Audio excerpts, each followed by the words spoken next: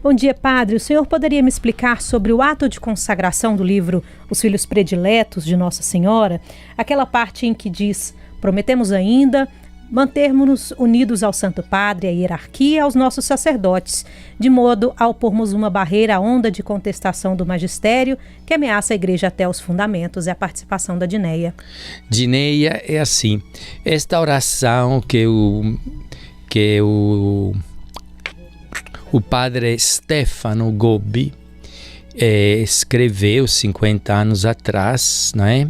E é uma oração assim: unidos ao Santo Padre o Papa. Por quê? Porque é a nossa força. Por quê? Porque o Santo Padre o Papa tem um carisma de confirmar o magistério, confirmar a verdade. Então, nós unidos ao Papa somos unidos à verdade, não é? É por isso. Então, por quê? Porque na igreja tem, ou deveria ter, tem um magistério, um dom de dizer, avisar: não, está errado. Estamos saindo à direita, estamos saindo à esquerda, estamos voando demais, estamos freando demais.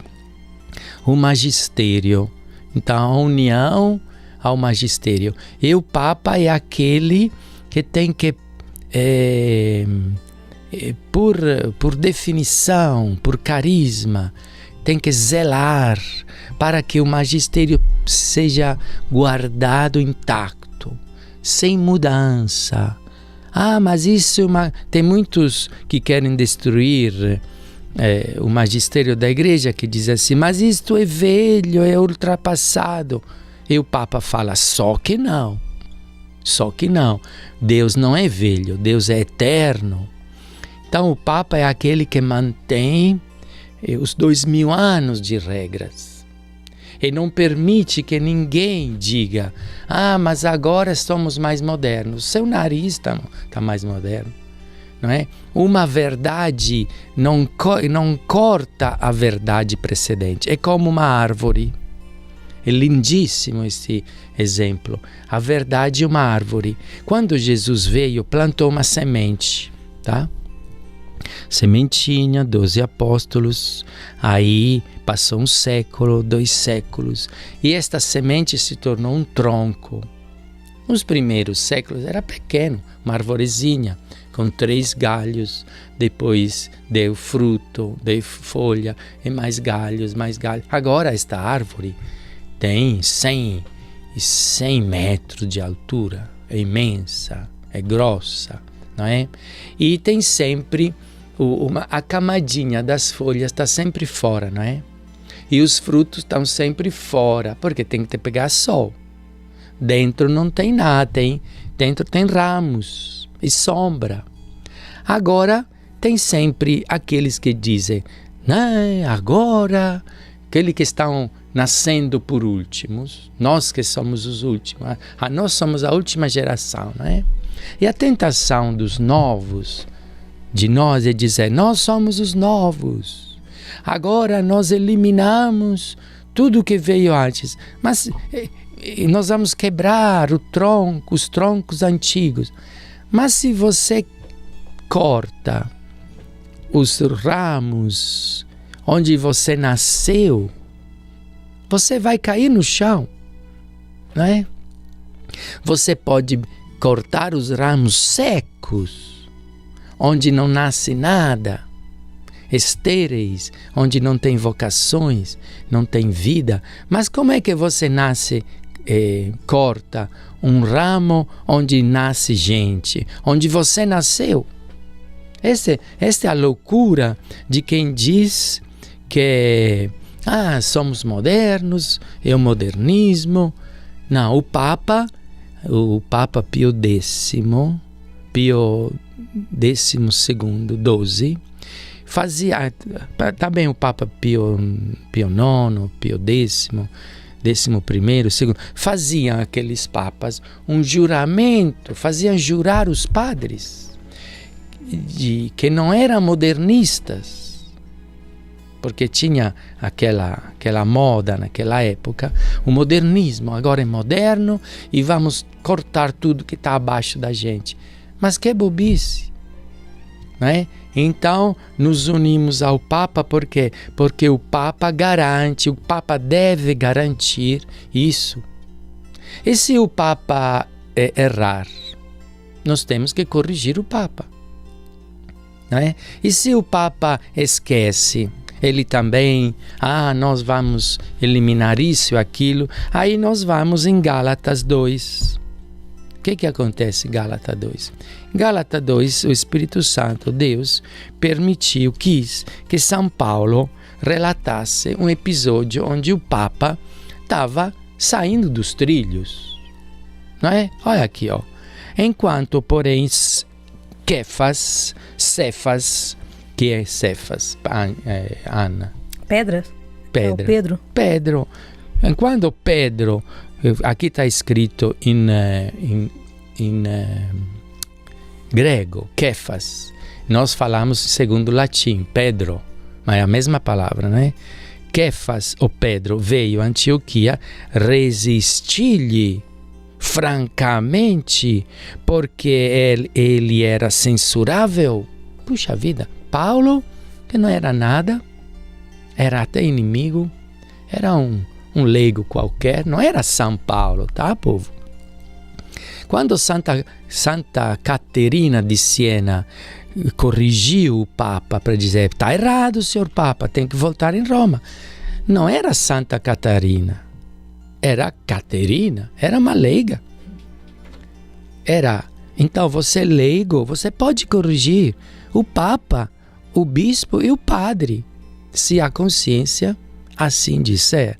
Como fez Paulo. E era um jovem qualquer, Paulo, um senhor qualquer. O que fez? Resistir francamente a Pedro, que era o Papa. Por quê? Porque era censurável, era errado. Mas o Papa sempre está certo. Só que não. Por quê? Porque o Papa é um homem.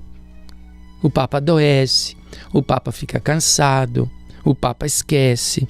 Então, pois, antes, olha o que estava fazendo Pedrão. Pedro. Antes de chegar a alguns homens da parte de Tiago era o bispo de Jerusalém, muito importante, não é? Aí mandou observadores em Antioquia. E quando chegar nesta comissão de observador de Jerusalém, o Pedro amarelou, ficou com medo. Ele antes comia com os pagãos. Isto é, nós somos todos irmãos, e os pagãos são gente nossa. Mas quando chegaram o pessoal de Jerusalém um pouco contrário, errados também, convertidos, os pagãos convertidos, não é qualquer pagão. Mas quando aqueles vieram, retraiu-se Pedro. Foi falso, foi errado. E separou-se desse, temendo o circuncidado. Ficou com medo do Tiago. Do Tiago, que era muito importante. Ele fazia refeições junto aos pagãos convertidos. E aí ele já não fazia por medo do Tiago. Deixava os pagãos convertidos meio de lado. Fala assim, não conheço ele. Tá, obrigada. Entendeu? Uhum. Não, é bom essas coisas. Você pode falar isso, porque tem gente para entender bem. E o que teria acontecido? Ele estava criando um racha, uma separação na igreja mundial, que a igreja estava iniciando. Se tivesse continuado, teriam tido duas igrejas. Porque os pagãos convertidos, eles são uma porca de uma miséria, mas esses hebreus são cabeça dura mesmo convertidos, mesmo sendo papa e bispo, não gostam da gente. Duas igrejas, separação. É como teria sido um protestantismo, um racha como católicos e protestantes, entendeu? É terrível. Quem evitou esta divisão, esta racha, este protestantismo? São Paulo. Como? Enfrentando Kefas, Pedro, mas francamente, não pelas costas, não é? Quando vieram os observadores de Jerusalém, retraiu-se, ficou, não vou, não estou com fome hoje, não vou almoçar. Olha que importante, padre. Ele tentou agradar o pessoal de Jerusalém, né? Como muitas vezes hoje nós temos a tentação de, dentro da igreja, tentar agradar o que é do mundo, né? Isso acaba não combinando. Exatamente. Vai agradar uma coisa errada e quem está no certo sofre. Então, se separou, temendo circuncidado. O que é que aconteceu? Demais judeus convertidos seguir a atitude equívoca. Por quê? Porque ele é papa. Então, de maneira que mesmo Barnabé foi levado por eles a esta dissimulação, falsidade. Até o companheiro de São Paulo. Então racha. São Paulo perdeu um companheiro, estava perdendo um companheiro. São Paulo falou, não, eu vou falar. Eu vou bater o pé. Resisti. Quando vi que seu procedimento não era segundo a verdade do Evangelho. Você está errado, senhor Papa. Né? Disse a Quefas, em presença de todos, levantou a mão na missa, o Papa estava cerimoniando, está errado, senhor Papa, está errado, senhor Pedro. Se tu, que és judeu, ó senhor Pedro, vives como gentios e não como judeus, com que direito você obriga os pagãos convertidos a viver como judeus? Você já está vivendo como pagão convertido. Agora quer voltar, que eles voltem a circuncidar, e cortar o pintinho, e fazer o quê? E fazer os sacrifícios e tal. Não. E não tem mais nada, acaba a história. Mas nós sabemos como terminou esta história. São Paulo acatou. O Pedro acatou. Pedro acatou o puxão de orelha. Falou, tá bom. E a igreja não se quebrou.